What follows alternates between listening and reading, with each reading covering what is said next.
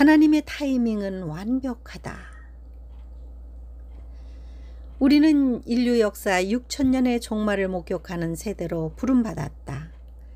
지난 6천년간 일어났던 인류의 역사와 하나님의 심판은 하나님의 시간에 완벽하게 작동했다.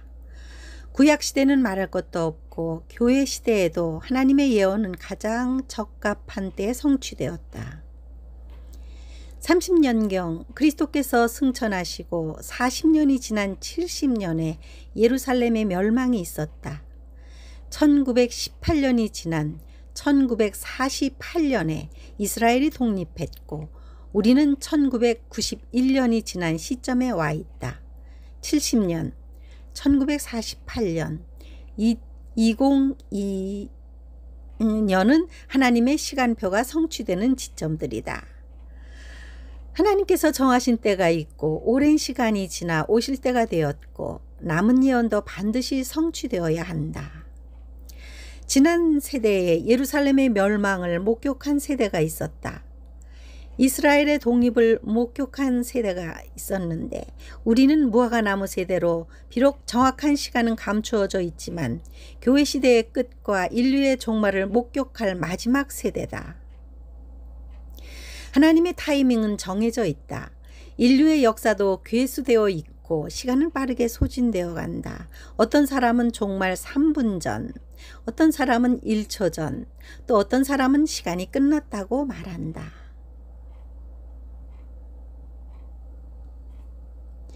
하나님의 타이밍은 완벽한 때에 일어날 것이다.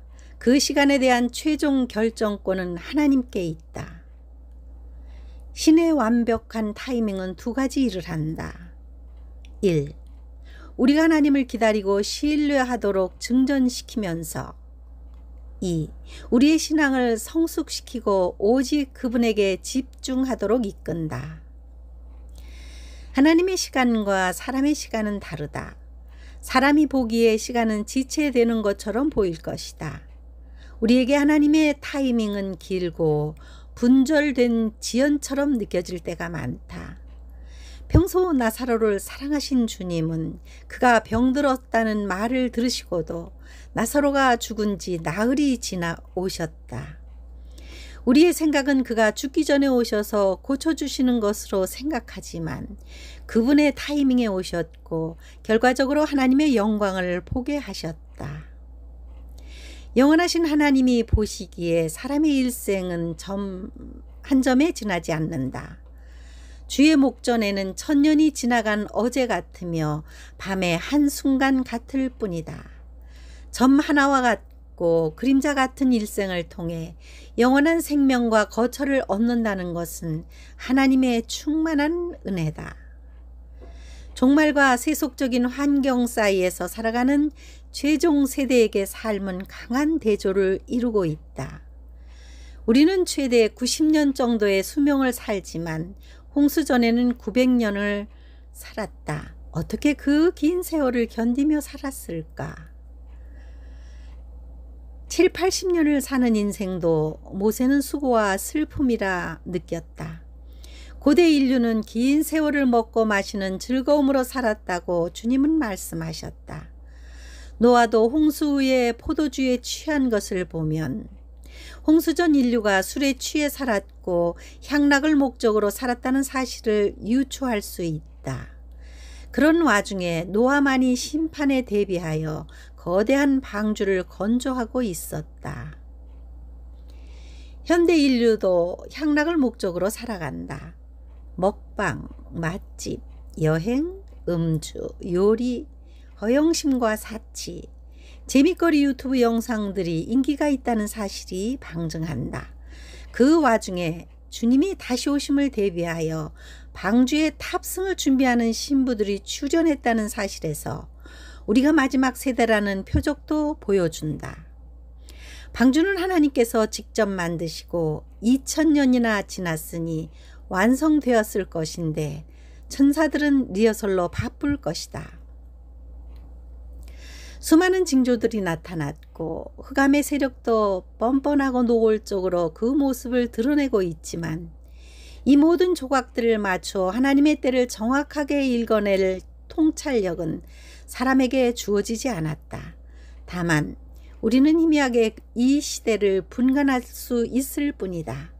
하나님께서는 세상의 문을 닫기 전에 일어나야 할 고려사항들이 있고 성취해 나가는 중일 것이다. 악이 번성해야 하고 적 그리스도의 체제가 세계 나라에 도입되어야 하며 인류 다수는 음료와 타협하고 그 포도주에 취하는 동시에 신실한 신부들을 준비시켜야 한다. 그러나 어느 순간 하나님의 타이밍이 도착하면 세계는 도미노처럼 무너지기 시작할 것이다.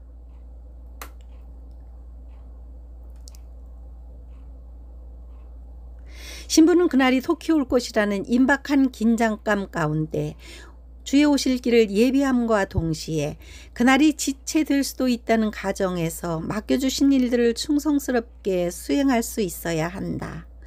이것은 최종 세대를 살아가는 신부들이 가져야 할 신앙의 신비요 숙명이요 미래에 대한 소망이요 지혜롭고 순결한 자들의 탁월함이다.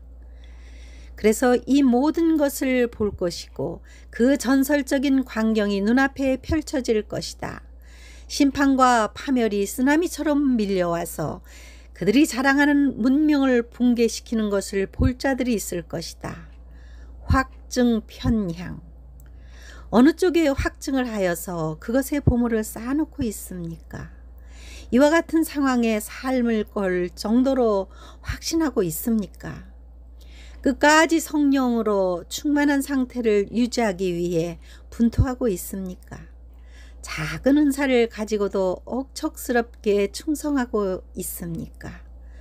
가난하고 굶주리는 자들에게 양식을 나누어 주고 있습니까? 부익부 빈익빈. 거룩한 자들은 그대로 거룩하게 하고 더러운 자들은 그대로 더러운 상태로 있다. 있는 자는 받겠고 없는 자는 그 있는 것도 빼앗길 것이다. 땅에 보물을 쌓아놓은 자는 하늘의 곳간이 텅 비게 될 것이지만 하늘의 보물을 쌓아놓은 지혜로운 자들은 영원히 없어지지 아니하는 상급이 예비될 것이다. 보물은 어디에 쌓여 있습니까? 우리가 마지막 세대이고 주님을 오심을 보는 당사자라면 그분이 더 일찍 오시는 시간에 대한 관심보다 우리 자신을 더 온전하게 준비하는 것이 더 중요할 것이다. 흰옷을 입은 신부는 어쩌다 보일 뿐이고 벌거벗은 신자 더러운 옷을 걸치고도 있으면서 휴거의 영광만을 기다리는 사람들이 다수라면 주님의 마음이 얼마나 답답하실까. 그렇기 때문에 자신을 진단하고 정말 목숨 걸고 힘써 준비해야 한다. 그러다 보면 어느 날 주님을 대면하는 순간과 조화할 것이다. 보라, 내가 도시같이 오리니 누구든지 깨어 자기 옷을 지켜 벌거벗고 다니지 아니하며 자기의 부끄러움을 보이지 아니하는 자는 복이 있도다.